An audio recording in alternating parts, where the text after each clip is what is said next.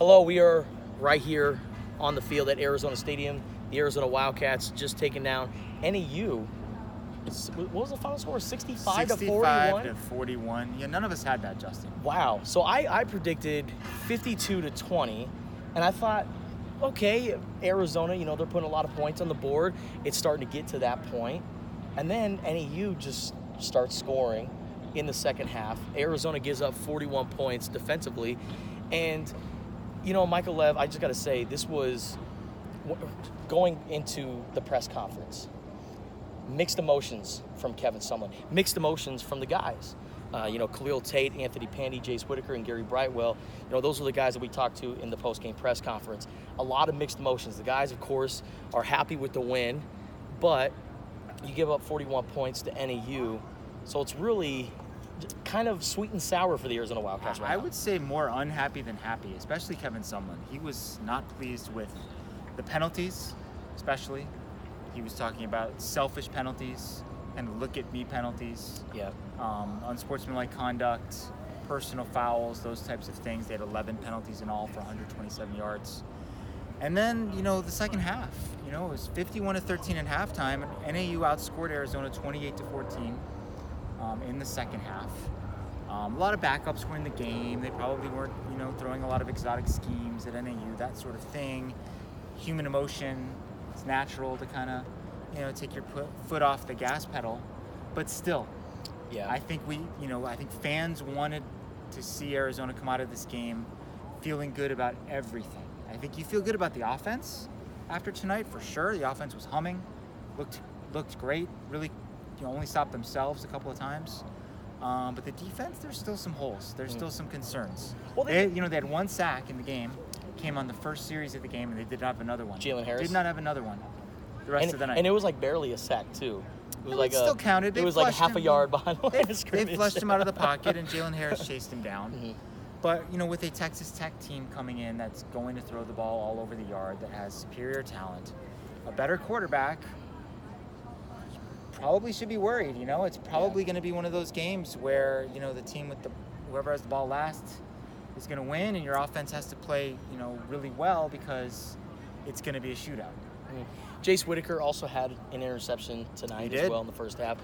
Christian Roland Wallace had his first interception as an Arizona Wildcat. There were a lot of firsts. There were a lot of firsts tonight. A lot of firsts. But, like you said, Michael Lev, giving up 41 points to an FCS opponent, over 400 yards to the Lumberjacks.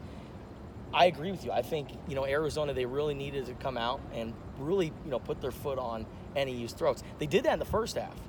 But then the second half came, when the second half happened, they just seemed lost. Yeah, and they couldn't get back into a rhythm. Yeah. Colin Schooler wasn't out there in the second half. They gave him the second half off, which makes sense considering what the score was. But, as Kevin Sumlin pointed out afterward, there were a lot of starters still in the game. Tony Fields played late into the fourth quarter. Tony Fields was in there a lot. Some of the safeties were rotating a lot. The corners were rotating. So you can make the excuse that there were backups in the game when this was happening, but there are also guys who are being counted on to be part of the rotation. Yeah. I think the defensive line still needs to play better, and I'm still concerned about the safety play in space. I think they're pretty good run stuffers in general, hard hitters, but out there in space, as we say in football, the safeties are having some issues. I don't know if it's positioning. I don't know if it's reading the play the wrong way, that you take a false step or you're slow to react the way you're supposed to. But I'm still seeing some vulnerabilities in the middle of the field, and that worries me going forward because other teams are going to see that too, and they're going to try to take advantage of it. And who's really going to take advantage of it? Texas Tech next week. Yeah. They got a great offense. How do you beat them? You outscore them. You outscore them, right? 73 to 65. I guess that's going to be the final score next week. I mean, one thing that I was going to ask Kevin Sumlin about, but I think you beat me to the punch in there, was about the running backs. Yeah. And they have so many good running backs. He had the line about how oftentimes when you have a running back by committee, it means you don't have anyone who's any good. Yeah. But as he pointed out, they have 5 guys who are good, and they're all different. JJ got a lot of juke moves, but he also has a lot of power, and he's a great all-around player. Gary Brightwell's a slasher with great long speed. Michael Wiley's another home run hitter. You know, Nathan Tilford is that big guy who can run between the tackles. And I like Bam Smith's game a lot too. He's got a lot of patience, a lot of shiftiness in the hole. He's also good in the passing game as well. Right where we're standing right now is where Gary Brightwell finished his 94-yard touchdown run down the sideline. Can he run a 4.3, Michael? Yeah, I mean, there was a lot of, in spring, for the background here, Gary Brightwell insisted that he could run a 4.3 40. I, of course, questioned him. I'm like, everybody says they can run a 4.3, and he's like, no, Gary Brightwell can run a 4.3. Then we saw him outrace the defense tonight and really kind of pull away from everyone coming down the sideline here, and I believe it. No, he might be the fastest guy in the team. That's an actual quote, by the way, from Michael Lev. Gary Brightwell said it of himself, yes. The third person. Yeah. Gary Brightwell can run a 4.3. But 94 yards. Yeah, he had, 141 yards on 5 carries. As I predicted before the game, 2 running backs went over 100 yards. Good and call. The team rushed for over 400 yards and had over 700 total yards of offense. We also saw Grant Gunnell tonight, which is something that we thought could happen. We didn't know it was going to happen in the second quarter. They brought him in, threw him into the fire, and man, I thought he looked really poised. Yeah. Obviously there's going to be some freshman mistakes, that maybe some decisions he made on some plays didn't work out with the run game or whatever, but 9 of 11, 3 touchdowns, no turnovers, beautiful 75-yard bomb to the newly on scholarship, Thomas Reed. Yep. The third encouraging sign. That's a nice sign for the future. It's good to know if something happens to Khalil that you have someone who can go in there and run the offense and run it well.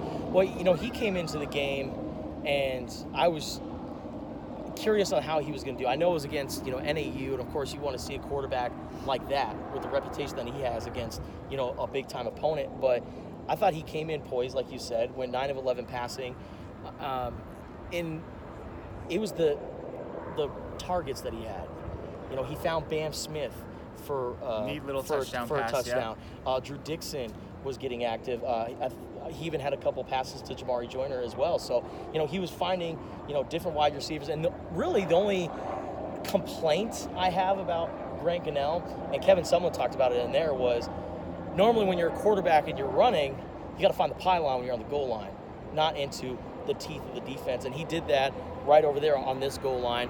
Lowered his shoulder. I admired. I kind of had a little panic attack. I admired his toughness in that situation, but in all likelihood, more bad things can happen than good in that situation. You could fumble, you could get injured. He popped right back up. Those sorts of things. He did. He's a big kid. He's 6'6" and 230 or so.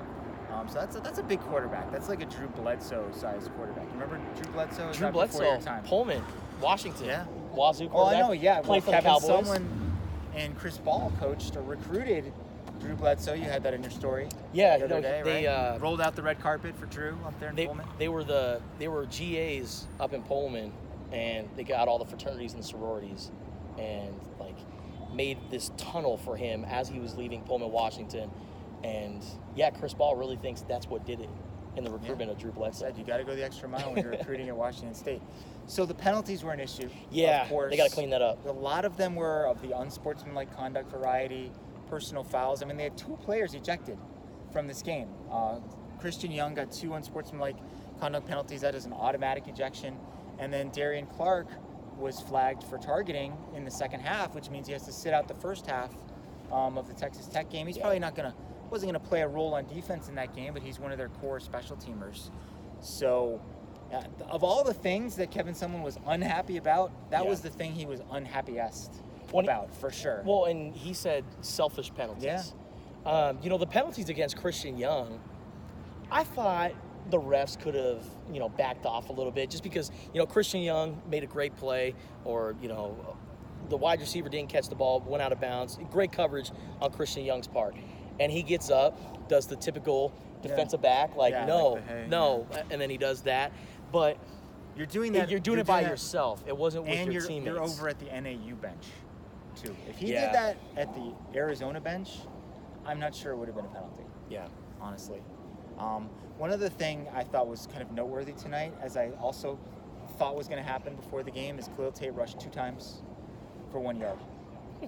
I think he was, this was, like I said, this was And a touchdown, one It was touchdown. the easiest touchdown of all time. He literally could have walked in and basically did walk in. But I thought this was a game tonight where you don't want to get hurt.